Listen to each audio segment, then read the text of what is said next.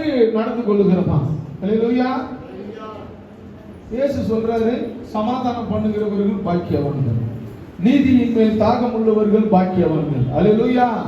இப்படி செய்கிறவர்கள் தேவனுக்கு பிள்ளைகளாக இருக்கிறீர்கள். அல்லேலூயா. பிரியமுள்ளவர்களாக நாம் நடந்து கொள்வோம். அப்பதான் உன் வேலையை உறுதிப்படுத்துவார், உன் வருமானத்தை உறுதிப்படுத்துவார், உன் பிசினஸை உறுதிப்படுத்துவார், உன் குடும்பத்தில் நீ சமாதானம் உள்ளவர்களாக இருக்கணும். அல்லேலூயா. உன் செய்கை குடும்பத்தில் எப்படிப்பட்டதா இருக்கணும்னா, மனைவிக்கும் பிள்ளைகளுக்கும் கணவன் என்ன செய்யணும்னா, அந்த அவர்களுக்கு என்ன தேவை என்பதை அறிந்து செய்கிறவர்களாக இருக்கணும். அல்லேலூயா. உன் செய்கை அப்படி இருக்கணும், மூஞ்சி காட்டக்கூடாது.